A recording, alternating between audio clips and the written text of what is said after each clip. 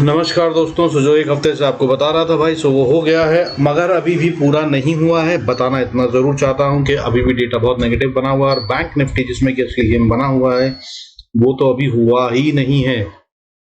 ये जो है अभी ये ट्रैप हुआ है, ये आपसे फिर से माल निकलवाया गया है, पैसा भी लग रहा है मार्केट में, बाइंग भी बहुत अच्छी हो रही है। अभी ये असली गेम है ही नहीं। सो अभी असली गेम होती नजर आएगी। हालांकि ये काफी बड़ी गेम थी, लेवल्स जैसे बताए थे काम करते नजर आए। उम्मीद करता हूँ आपने अच्छे पैसे बनाए होंगे। बाकी मार्केट में क्या हो रहा है उसको समझने की जरूरत है, बहुत इंपॉर्टेंट है, जरूर समझिएगा। बिना समझे काम करना खतरनाक होगा।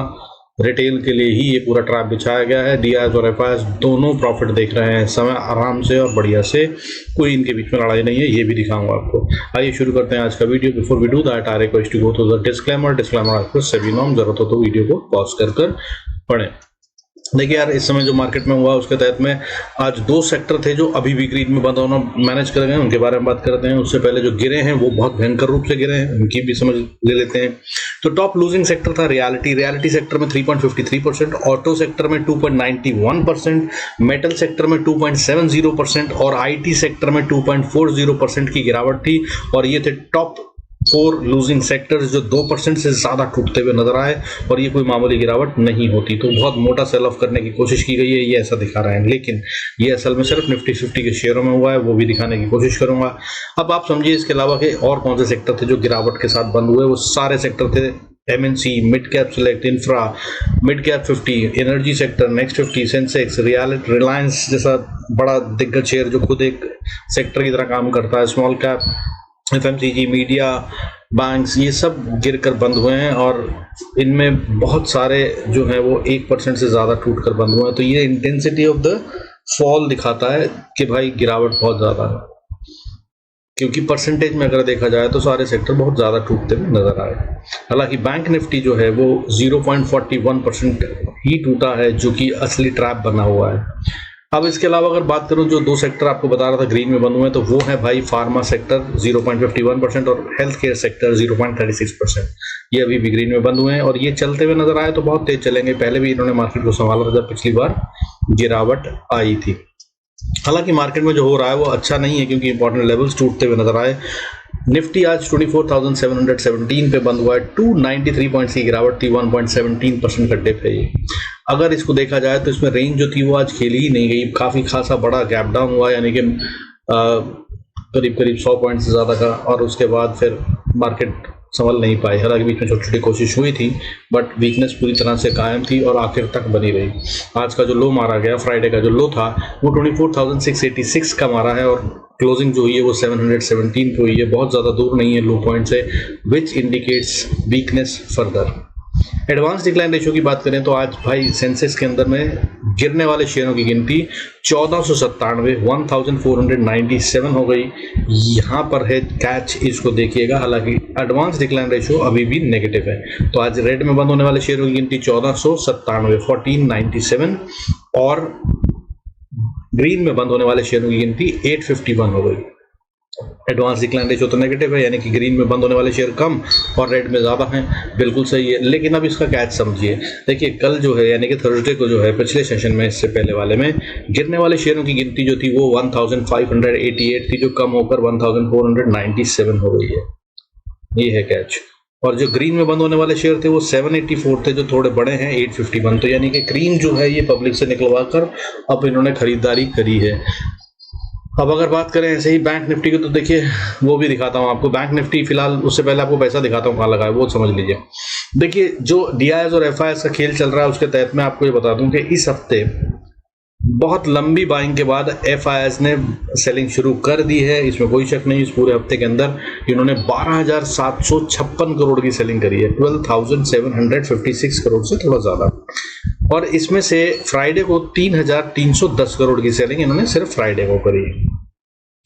लेकिन डीआईएस ने फिर से बाइंग करी, इनकी सेल ऑफ को देखकर 2,965 करोड़ से ज्यादा की ऑन फ्राइडे। और अगर पूरे हफ्ते को देखा जाए तो भाई 12,756 करोड़ की सेलिंग, 12,756 करोड़ की सेलिंग बाय एफआईएस के अगेंस्ट में डीआईएस ने 17,226 करोड़ का माल खरीदा है, यानी कि 5,000 करोड़ का माल तो पब्लिक से अभी भी ले लिया गया। तो भाई इसका मतलब क्या है? इसका मतलब सिंपल सा मैंने आपको कई बार बताया है, जब ऐसा हो रहा हो तो मार्केट बहुत कमजोर नहीं है। लेकिन अभी डेटा नेगेटिव बना हुआ भाई, इसका मतलब बाइंग मत शुरू कर देना, ठीक है। बट हाँ, डेटा नेगेटिव बना हुआ है ऑप्शन चेन का अभी की ट्रेडिंग के लिए। हाँ, ये नेगेटिव बायस है, बट लॉन्ग टर्म मार्केट के लिए अभी भी दमदार दिख रहा है और ये बहुत ऊपर जाने के मूड में है।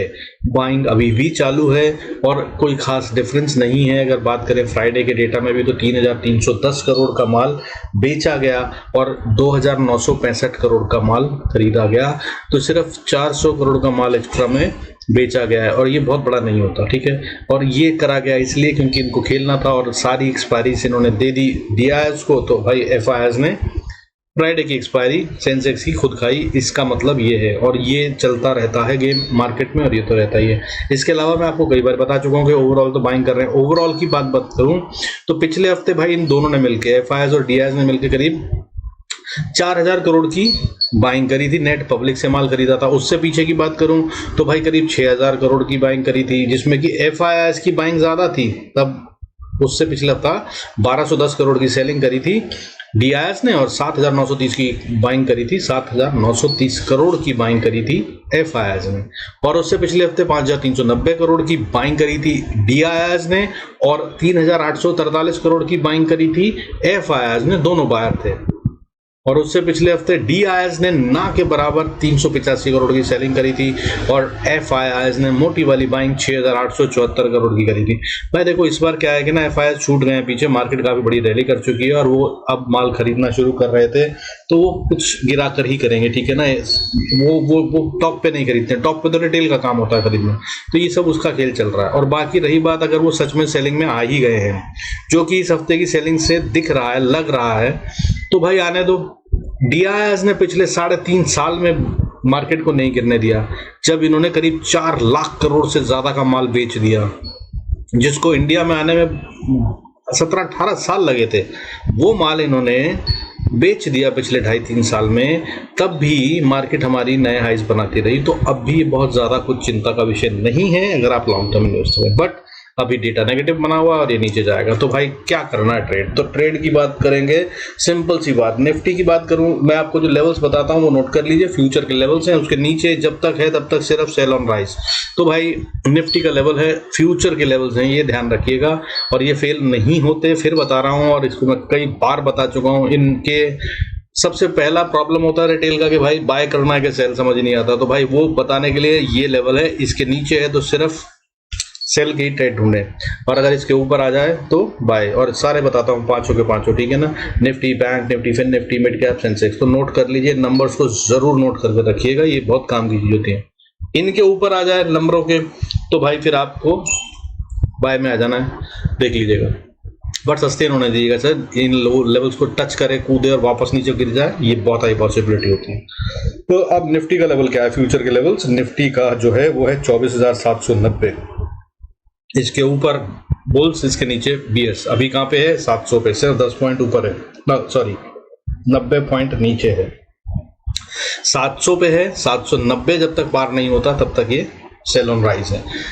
Bank Nifty 51,507 the turning point number, 51,436 पे है अभी। अगर 100 पॉइंट और ऊपर जाए, 507 के पार जाए, तब ये बाय में आ सकता है, उससे पहले ये सेल में ही है। फिर निफ्टी 23,432, ये है इसका magical number, turning point number. अभी कहाँ पे है? 23,396 पे, ठीक है। और मिड कैप निफ्टी 12,790 है टर्निंग पॉइंट नंबर। और अगर अभी की बात करें तो ये है 605 पे, बहुत दूर है, अभी काफी कमजोरी है। हालांकि तब तक काफी बाइंग हो जाएगी, बट अभी मैं बोलूंगा मिड कैप के अंदर, ये पहली बार बोल रहा हूं कि अभी फिलहाल मिड कैप से दूर रही है, इसके अंदर में खतरा हो सकता है। और ये कल 200 पॉइंट बढ़ जाए तो कोई बड़ी बात नहीं होगी, लेकिन फिर भी सावधानी से काम करिएगा। सबसे ज्यादा बड़ा खेल इसी के अंदर होता नजर आएगा और शुरुआत तो हमारी नीचे ही हो रही है। आमतौर पर भी यही होता है, जो फ्राइडे को गेम होता है वो कंटिन्यू होता है मंडे को, पहली बात। दूसरी बात ये कि गिफ्ट निफ्टी हमारा नेगेटिव है। तीसरी बात ये कि काफ़ी अच्छे लेवल्स को ये तोड़ चुका है मिड कैप निफ्टी, और इसमें अगर करेक्शन शुरू होती है तो मैंने आपको बताया था कि बहुत ज़्यादा बढ़ा हुआ है, 200% से ज़्यादा बढ़ गया है पिछले 1.5 साल में। तो भाई ये अगर गिरावट देगा तो भी ये 30-40% की दे दे तो हैरान मत होइएगा। सो वो पॉसिबिलिटी बनी हुई है, so be very careful now.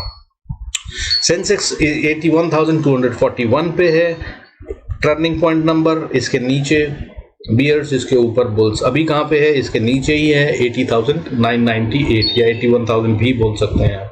अब बात कर लेते हैं भाई लेवल्स और गेम जो है इन टेक्निकल्स ऑन चार्ट। तो भाई देखिए, अब बात करेंगे हम सीधा स्पॉट चार्ट्स की, ठीक है। So don't confuse now with futures. तो भाई देखिए, मैंने लेवल बताया था आपको, ये बॉक्स बताया था कि भाई ये है जहां पर बाइंग आ सकती है, लेकिन यहां पर अभी तक बाइंग दिखी नहीं है। हालांकि कोशिश हो रही है और इस बॉक्स के अंदर ही क्लोजिंग कर ली गई है मैनेज किसी तरह से, लेकिन बहुत छोटी बाइंग है और इसके नीचे निकले तो खतरनाक हो जाएगा। तो 24,700 को अगर तोड़कर नीचे चलता है, 700 से 686, ये है पहली सपोर्ट निफ्टी की। इसको तोड़ के नीचे चला तो ये और बड़ी गिरावट के लिए ओपन हो जाएगा। और अगर इसको ऊपर जाना है तो सबसे पहली रेजिस्टेंस जो है वो है 24,780 की, इसको पार करना होगा। 780 को पार करेगा तो फिर भाई और ऊपर अगर जाने की बात करें तो फिर 24,850 से 860 का लेवल है, ये रेजिस्टेंस का काम करेगा। फिर उसके बाद 24,900 और उसके बाद फिर स्ट्रॉन्ग सेलिंग प्रेशर जहां पर प्रॉफिट बुकिंग होगी, वो लेवल है 24,940 से लेकर 980 तक का। इनफैक्ट इसे 25,000 ही मानकर चलें तो भी समझदारी होगी, क्योंकि इसके बाद फौरन बाद 25,000 है जो कि साइकोलॉजिकल लेवल बनता है। और अभी तक हम इससे पहले के कई सारे लेवल झटके में पार कर चुके हैं बिना कंसोलिडेशन, बिना रुके, जैसे कि 23,000, 24,000 और 25,000 को भी पीछे हम पार कर गए थे। तो ये तीनों लेवल जो हमने पार करे थे बिना रुके, बिना कंसोलिडेशन के करे थे। तो अब ये लेवल जो है ये मजाक नहीं होगा। 5,000 वाला लेवल है 00 राउंड ऑफ लेवल, बहुत ही क्रिटिकल होता है। 1000 वाले लेवल सारे वैसे ही क्रिटिकल होते हैं, साइकोलॉजिकल प्रेशर होता है। सो भाई अब इसके ऊपर जाने में दम लगेगा, टाइम लगेगा, पैसा लगेगा। सो ये हो गया ऊपर का लेवल। नीचे की बात करते हैं तो सबसे पहली सपोर्ट मैंने आपको बता दिया कि अगर इसने 800 को तोड़ा, 700 को तोड़ा, 700 से 680 का लेवल तोड़ा तो ये कमजोर हो जाएगा। हालांकि झटका मारे तो 660 तक बहुत अच्छी चांसेस हैं कि नीचे से ऊपर उछल जाए। और भी अगर बात करूं कि बड़ा झटका मारे, सीधा गैप डाउन ही हो जाए, तो वो 24,590 से 570 का लेवल, ये है आखिरी होप। इसको भी अगर डिफेंड कर वापस बाउंस बैक हो जाए, इसकी हाई पॉसिबिलिटी, लेकिन नहीं हुआ तो फिर ये एक और अच्छा फॉल दे रहा है जो सीधा अगले सपोर्ट दैट इज 24,480 से 460 पे ले जाएगा और ये प्रेशर में आ जाएगी जगह। तो बहुत हाई प्रोबेबिलिटी है कि इस बार ये डिफेंड ना हो पाए, लेकिन यहाँ पर बहुत हाई प्रोबेबिलिटी है कि बचा लिया जाए, क्योंकि यहाँ पर बैठे हैं बायर्स। पिछली बार कई बार बैठे थे, लेकिन अब ये कई बार टेस्ट हो चुकी है। सो इस बार शायद इसको रोकने की कोशिश हो या ना हो, कहना मुश्किल है। इससे अगली सपोर्ट 400 की, फिर उसके बाद 360 की, और उसके बाद फिर 290, और उसके बाद फिर 24,230, और उसके बाद फिर मजबूत एरिया जो है सपोर्ट का वो है 24,150। यहाँ पे बैठे हैं बायर्स भाई, और अगर यहाँ बायर्स बैठे हैं तो ये जगह है जो अब असली सपोर्ट का काम करेगी in case of more fall, और जिसके की आसार पूरे दिख रहे हैं। आइए बैंक निफ्टी की बात कर लेते हैं। बैंक निफ्टी के लेवल्स की बात करूं तो भाई देखिए, ऊपर में जब तक ये क्रॉस ना कर ले 51,580 तब तक इसको सोचिएगा मत कि ये बाय में आ गया। हालांकि फ्यूचर्स में कहानी थोड़ी दूसरी दिख रही है इसकी, लेकिन अब जहां पे है वहां से बात करते हैं, ठीक है। वैसे 580 बहुत इंपॉर्टेंट लेवल है, ये कभी भी यहाँ से जाकर वापस गिरने का कोशिश कर सकता है, सो नजर में रखिएगा। और 580 के ऊपर 680 तक का ये लेवल जो है, ये वो एरिया है जहाँ पे अगर ऊपर जाते हैं तो नीचे गिर सकते हैं। हालांकि ऐसा लग नहीं रहा कि यहाँ तक भी जाएंगे, बट खैर पहले रिवायत के अनुसार जो मैं बताता हूँ ऊपर के लेवल वो नोट कर लीजिए। तो भाई 51,380 के बाद ऊपर चलते हैं तो भाई हमारा लेवल रेजिस्टेंस का आता है 500 का लेवल, 500 से 530, उसको पार करा तो 580 को पार करा तो फिर 690, और 690 के बाद फिर सबसे बड़ी स्टिफ रेजिस्टेंस जहां पे पैसा लगा हुआ है, जिसके ऊपर बैंक निफ्टी को नहीं जाने दिया जा रहा, वो है 51,820 से 51,960, और उसके बाद फिर 52,000। ये लेवल्स हैं जो ये अचीव कर ले तो बहुत बड़ी बात होगी। अगर 52,000 के ऊपर चलता है तो भाई ट्रेल करते जाइएगा, फिर ये बहुत मजबूत हो गया और ऊपर जाएगा, लेकिन प्रोवाइडेड ये स्ट्रांगली वहां पर खड़ा हो जाए और क्लोजिंग करे और उसके बाद फिर ये चले, नहीं तो ये यहीं से पलट के नीचे भी गिर सकता है। अब नीचे की बात करते हैं तो भाई 51,336 और उसके बाद फिर 51,280 और उसके नीचे आए तो फिर 51,080। ये हैं सपोर्ट के लेवल्स और 51,080 से शुरू हो जाता है क्रिटिकल जोन। यहाँ से कहीं से भी नीचे बाउंस बैक आ सकता है। हालांकि अगली सपोर्ट जो है वो 50,937 से 890 की है, ये होगी लास्ट होप जोन। यहाँ से अगर बाउंस नहीं हुआ तब ये एक और अच्छा फॉल दिखाएगा, तब ये 50,630 के लिए ओपन हो सकता है और उसके बाद ये 50,440 तक को जरूर टेस्ट कर सकता है। 40 को अगर टेस्ट करके या 50,400 को टेस्ट करके बाउंस कर जाए तो बहुत अच्छी बात, नहीं तो ये और फर्दर कमजोरी दिखाएगा और ये फिर इसके बाद ओपन हो जाएगा 50,000 के नीचे जाने के लिए, दैट इज 49,960 का सपोर्ट लेवल है, जहां पर जाकर मजबूत सपोर्ट अगली वाली आती है। और ये अगर होना है तो ये ट्यूसडे को होता हुआ नजर आ सकता है, इस पर नजर रखिएगा। और अगर इससे भी नीचे गिरते हैं तो फिर 49,600 का लेवल ये भी आ सकता है। अब बात करते हैं मिड कैप निफ्टी, जिसकी मंडे को है एक्सपायरी। भाई इंपॉर्टेंट लेवल्स नोट कर लीजिए, मेरे को चांसेस यही लग रहे हैं कि ये नीचे गिरता हुआ नजर आएगा। बहुत भयंकर गैप डाउन था और फिर उसके बाद सेल ऑफ था और उसके बाद फिर जो बुल्स ने कोशिश करी उसमें बहुत स्ट्रॉन्ग बियरिश कैंडल बनाकर नीचे पिछले डे के जो लो था, पिछले लो को भी तोड़कर उसके भी नीचे क्लोजिंग दी है। This indicates complete control of bear. तो ये जो है खतरनाक लेवल होगा, इस पे नजर रखिएगा और इसमें गेम अभी भी खतरनाक होता हुआ नजर आ रहा है, जो कि नीचे की तरफ है। हाउएवर बहुत नजदीक है सपोर्ट, उसकी बात करूंगा पहले रिवायत के अनुसार। ऊपर के लेवल्स नोट कर लीजिए इनकेस ऊपर जाता है, जिसकी की चांसेस ना के बराबर है। तो ऊपर में भाई देखिए 12,600 को अगर ये पार कर चलता है तो 600 से 630 के लेवल को पार करना है, सबसे पहले वो पार कर लेता है तो फिर बड़ी स्टिफ रेजिस्टेंस 650 से 660 के बीच में है। और अगर इसको पार कर ले तो अगला लेवल 708 का है और अगर इसको पार कर ले तो फिर 12,770, ये है वो लेवल। 70 से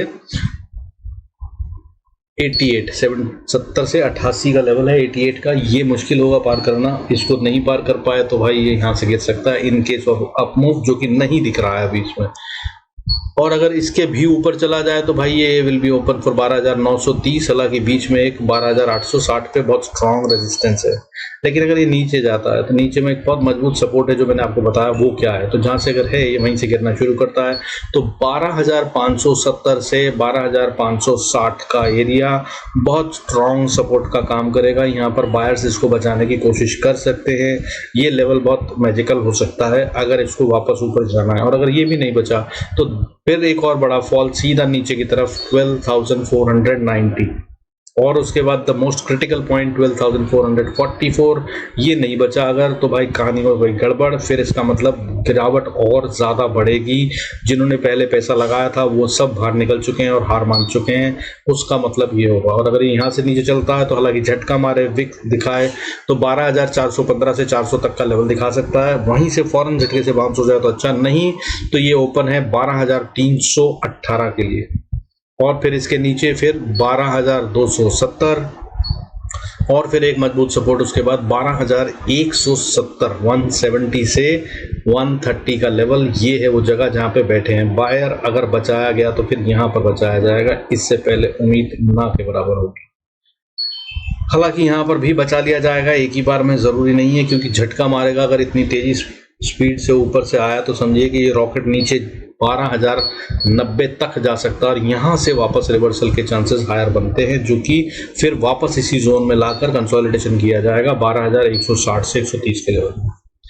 और यहाँ पर फिर उसके बाद अगली रैली जरूरत हुई तो बनेगी, और वो बताता रहता हूँ आपको टेलीग्राम पे जो बताता हूँ भाई उसको देख लिया कीजिए। हालांकि मैं बहुत कुछ नहीं बताता, ट्रेड नहीं देता, बट जो टर्निंग पॉइंट्स होते हैं अगर उसमें कुछ खेल होता है तो ज़रूर बताता हूँ। जैसे कि मैंने बताया था आप लोगों को फ्राइडे को भी कि भाई गेम जो है अभी भी उम्मीद है नीचे जाने की। थर्सडे को बताया था 25,000 आ रहा है, क्लोजिंग अभी भी होगी ऊपर। फ्राइडे को बताने की कोशिश करी थी कि नीचे जा रहा है, खतरनाक है, अभी भी रिवर्सल के कोई साइन नहीं है। तो इस तरह की चीज़ें बताता हूँ, अगर आपको अच्छा लगता हो तो आप आ सकते हैं वहाँ पे, बट बहुत बड़े ट्रेड्स नहीं देता हूँ मैं, कुछ भी नहीं बताता हूँ। अब बात कर रहे थे भाई फिन निफ्टी की अगले हफ्ते के लिए। गेम क्या है। तो भाई फिर निफ्टी की अगर हम बात करें तो ये पूरी तरह से बैंक के साथ फिर से जुड़ चुका है और जो बैंक्स कर रहे हैं वही मैं करता नजर आऊंगा, जो जिया जी कहेंगे वही मैं करूंगा, ऐसा दिख रहा है इसका सीन। और ये भी वीक है, ठीक है, अभी 23,360 पे आसपास है। अगर ये नीचे से पहले ऊपर की रिवायत के अनुसार ऊपर जाता है तो भाई 360 सबसे पहले 430-40 का लेवल है जिसमें इसको रेजिस्टेंस है स्ट्रॉन्ग, इसको पार कर लिया तो फिर एक जोन जो है बड़ा मुश्किल वाला इसके लिए, वो 23,470 से शुरू हो जाता है। रेजिस्टेंस फिर 510 पे है और उसके बाद फिर रेजिस्टेंस 644 पे है, 644 पे, और उसके बाद फिर 23,720 की रेजिस्टेंस है।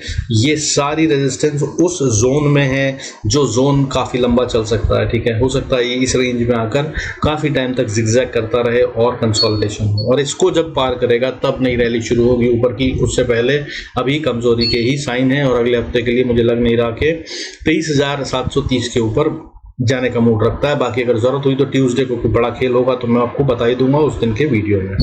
अब बात करते हैं इसके नीचे आने की। अगर ये नीचे आता है तो भैया देखिए अभी नीचे आता है तो 350 पे बहुत नजदीक है सपोर्ट, 315 से 250 के लेवल की। लास्ट होप के तौर पे जिनको उम्मीद है अभी भी दिल रखना है इसको सपोर्ट मान सकते हैं।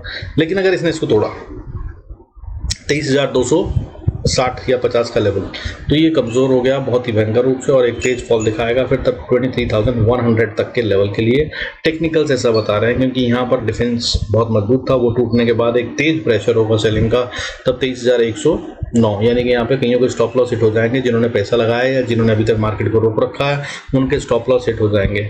और फिर आएगा नीचे लेवल 23,100 का और ये भी बचेगा, कोई ज़रूरी नहीं है क्योंकि ये भी बहुत स्ट्रॉन्ग सपोर्ट नहीं है। और अगर इसके नीचे की बात करूं तो अगला लेवल जो निकलता है वो 22,980 का और उसके बाद की बात करें तो 22,860 का और उसके बाद फिर 810 का। और ये है वो लेवल 810 से लेकर 770 का लेवल जहां पे फिर एक स्ट्रॉन्ग सपोर्ट बनती हुई नजर आ रही है। अगर बचना है तो यहाँ पे बच सकता है, लेकिन अगर ये यहाँ भी नहीं बचा तो फिर भाई ये 22,660 और फिर 426 के लिए भी ओपन हो जाएगा। अगले हफ्ते गेम यहाँ तक का हो सकता है, मंडे को नहीं तो ट्यूसडे को बड़ा दिन होगा फिर निफ्टी के लिए। अब बात कर लेते हैं क्विकली सेंसेक्स की। भाई सेंसेक्स की अगर हम बात करें तो सेंसेक्स जो है अभी तक वीक नहीं था लेकिन अब हो गया है, बट ये बहुत इमीडिएटली सपोर्ट बहुत स्ट्रॉन्ग सपोर्ट से थोड़ा सा ऊपर है, यहाँ बचा लिया जाए तो बहुत अच्छा है। इसका लेवल बनता है 80,900 से 750 का लेवल मान लीजिए, ये बहुत स्ट्रॉन्ग सपोर्ट है, ठीक है। अगर ये बचा ली गई तो बहुत अच्छी बात है, नहीं तो कहानी इसमें भी गड़बड़ हो जाए। तो अब रिवायत के अनुसार जो ऊपर के लेवल बनते हैं पहले वो, फिर उसके बाद नीचे के बताऊंगा जिसके चांसेस बनते हैं ज़्यादा। तो अभी अगर ऊपर जाते हैं तो 915 से ऊपर की तरफ में 81,100 बहुत स्टिफ रेजिस्टेंस है, इसको पार करना होगा। उसके बाद 200 पे भी रेजिस्टेंस है और उसके बाद फिर 81,520 से 540 का एरिया ये स्ट्रॉन्ग रेजिस्टेंस है। और अगर 600 को पार कर लिया तो उससे भी स्टिफ रेजिस्टेंस 81,890-880 के आसपास आती है, इसको पार करना इसके लिए बहुत मुश्किल है। और अगर इसको पार कर अगर क्लोजिंग दे दे किसी दिन तो ये होगा मजबूत, तभी करेगा नई रैली शुरू। और फिर लेवल्स जो होंगे अगले क्रिटिकल 82,050, 82,120 और उसके बाद 240 और उसके बाद फिर 82,530 और उसके बाद 83,080 और उसके बाद फिर 84,250 एंड 85,460 ये सब ओपन हो जाएंगे अभी फिलहाल, मगर ऐसा कोई सीन दिख नहीं रहा है, बट चेंज जरूर होगा डेटा अगले हफ्ते में, ये भी बता दूंगा। और जब दिखेगा तो मैं जरूर कोशिश करूंगा बताने की राइट टाइम पे। बाकी भाई देखिए अब नीचे की बात करते हैं। जैसा कि मैंने बताया सबसे इंपॉर्टेंट जोन जो है सपोर्ट का बनता है 80,880 से 750 का लेवल। अगर इसने इसको तोड़ दिया तो ये कमजोर हो जाएगा, हालांकि 700 तक झपकी मार के ऊपर चला जाए तो बहुत अच्छी हुआ, लेकिन अगर यहाँ भी नहीं रुकाना तो फिर ये नीचे 411 फिर 130 दैट इज 80,410 और उसके बाद 80,130 और उसके बाद 79,780 यहाँ तक ये टूटता हुआ नजर आएगा। ये सब सपोर्ट का काम करेंगे, हालांकि छोटी छोटी सपोर्ट है मगर मजबूत सपोर्ट जो बनती है वो बनती है 79,750 से 640। और अगर इसके भी नीचे चला तो फिर भाई 79,300 से 209 का एरिया ये है सपोर्ट जोन। और हालांकि यहाँ भी बच जाएगा, बहुत कम चांसेस हैं, लेकिन अगर उम्मीद की बात करूं तो वो यहाँ से जागती है जहाँ से यहाँ पर बायर्स बैठे हो सकते हैं 79,180 फिर उसके बाद 78,800 90 और उसके बाद फिर 78,474। ये तीनों लेवल वो हैं जो डिफेंस का काम करने चाहिए अगर इन केस अगले हफ्ते सेंसेक्स भी बड़ी तेजी से टूटता है तो। और इसके भी नीचे अगर चला गया तो ये 77,000 के लिए ओपन हो जाएगा, जिसकी पॉसिबिलिटी अभी तो नहीं दिख रही है लेकिन बन सकती है अगर कोई करेक्शन आती है। वो लेवल्स पे इंतज़ार कीजिएगा और इन्वेस्टर्स बाइंग को रोक कर रखिए, पैसे पे बैठिए, रिवर्सल के साइन आएंगे तभी बाय कीजिएगा, तो समझदारी होगी मेरी समझ से। बाकी I am not a registered SEBI analyst. और भाई इस संडे की क्लास मुझे पता नहीं हम कर पाएंगे कि नहीं, थोड़ा सा टाइट चल रहा है हमारे यहाँ पे। मेरे बेटे के एग्ज़ाम शुरू हुए हैं और थोड़ा सा कुछ ये है कि टेक्निकल इश्यूज भी हैं। मेरे यहाँ पे जियो का फाइबर मेरे को प्रॉब्लम दे रहा है, तो मुझे नहीं पता कि मैं कर पाऊँगा कि नहीं। लेकिन अगर हम करते हैं तो इतना बता सकता हूँ कि 7-8 बजे के बाद ही करेंगे। सो आप अपने आप को उसके अकॉर्डिंगली अलाइन कर सकते हैं। जो मेरी फ्री क्लास होती है जिसके अंदर हर बार वो सिखाता हूँ नए नए चीज़ें, और शेयर्स के बारे में लाइव एनालिसिस किए जाते हैं, कौन से अच्छे बाइंग और वो सब है। वो सब अगर आप चाहते हैं तो भाई आप भी सब्सक्राइब कर बेल आइकन प्रेस कर दीजिए सो दैट आपको भी नोटिफिकेशन मिल जाए। With this, I conclude this video. Thanks so much for staying connected. God bless us all. See you in next video.